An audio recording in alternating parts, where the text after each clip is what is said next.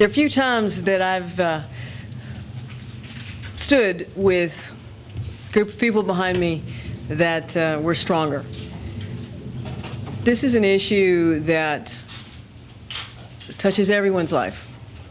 And I'm happy to be here today to talk about the Sexual Assault Forensic Evidence Act and to thank Senator Cornyn for stepping up and backing this and moving it forward.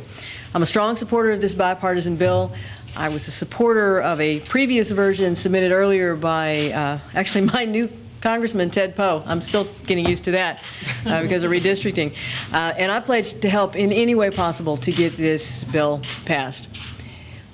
One of the things that you'll find here in Houston is that we're not afraid to talk about our problems because we like to tackle them head on, and we are interested in solutions.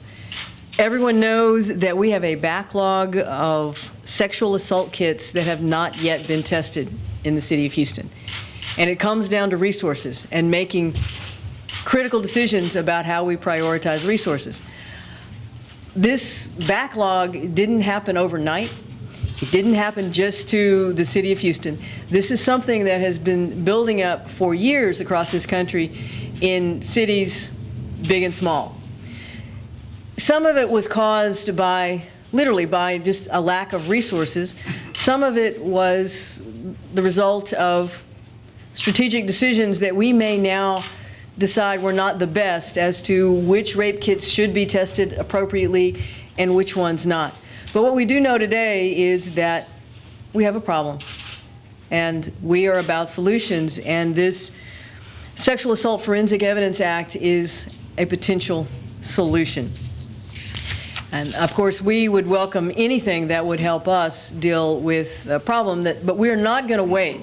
We want to be a leader in this. We're not going to wait. We are already moving as a city to address our backlog. And as those in the media who cover this know, in my current budget that is before City Council, I set aside $5 million. This is not an insignificant problem. $5 million available to our new Forensic Science Center to address this problem. But in addition to funding, we need to have national standards. We need to all come to an agreement as to what is appropriate to be tested and what we do with that information. We generally receive about $800,000 to $900,000 federal dollars for testing grants. Under the Senator's measure, we think it's fair to say that roughly $100,000 or maybe more would be in play for Houston. We would also be eligible to vie for a portion of $7 to $9 million additional dollars expected to be available for grants nationwide. And as we always do with grants, we're going to compete vigorously. But again, more importantly than what happens to Houston is the fact that this is something that we need to tackle nationwide, and this is a bill that will help us do that. It's also an example of something that we're doing here in Houston that is really unprecedented, and that is that we are in the process of removing our forensic center out from under the police department, out from under the prosecution, and making it truly independent so that the decisions are made based on science rather than on the political pressures of the day or on ephemeral budgetary issues. I don't have to make a decision going forward. Am I going to test a rape kit, or am I going to keep my library hours open? No mayor should have to make those kinds of decisions. Let us adequately fund our forensic sciences to make sure that we serve justice and that we respond to the women who have been brutalized once and then too often seen the evidence collected left laying on a shelf, which hurts them again. We believe that this, working together, this legislation will help cities step up and do the right thing, but it'll also allow us, again, finally, to set a national standard for what needs to be accomplished. Can't tell you how happy I am that Senator Cornyn decided to be here for this press conference and that he is taking up this issue as one that is personally important to him to move forward. So, Senator, always good to have you in Houston, and happy to be a part of this effort with you. Thanks, Please step. Well, Mayor Parker, thank you for letting me join you here at City Hall, and thanks to these distinguished group of people behind me, most of whom you'll be hearing from here in a moment. But what the mayor described is nothing short of a national scandal. The possibility that there are as many as 400,000 of these untested rape kits, which is basically evidence that's collected at the scene of a sexual assault that can be matched then to a forensic registry to match against DNA hits, which will help you identify the perpetrator of this sexual assault. And of course, we're not only talking about women. Many of these offenders are repetitive offenders and look for various targets of opportunity no matter where they find them, including children. And but the power of this evidence is really remarkable, and that's been part of the challenge as this more and more DNA evidence is being collected by law enforcement agencies. It's putting a real strain on the existing infrastructure, the labs, the systems designed to make sure that it's tested and those results reported back.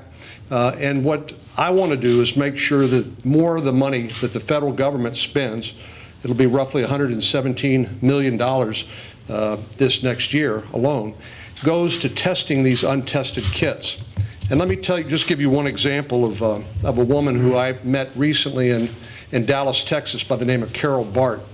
Carol Bart was kidnapped and sexually assaulted, and the law enforcement agency did a rape kit which sat on a shelf in the police department for 24 years before her husband called down and asked whether it had ever been tested. Lo and behold, the wheels got rolling and it was tested, and it came up with a hit on an individual who they were then able to identify as her assailant. This individual had been guilty of other sexual assaults, but had never been traced as her assailant. Unfortunately, in her case, it was after the statute of limitations had run, so he could not be prosecuted for that offense. But the power of this evidence is such that these individuals, who, as I said, are more likely than not to repetitively commit offenses, they can literally be taken off the streets and once they're identified, so that they can't commit future acts of violence against other people. In a nutshell, what this legislation would do is to make sure, first of all, like the mayor, under the mayor's leadership in Houston, you know what the problem is and the size of the problem. It would commit up to 7% of the funds in this $117 million to inventory these untested rape kits, so we know what we have. And then it would demand that at least 75% of those funds be used to actually test these kits.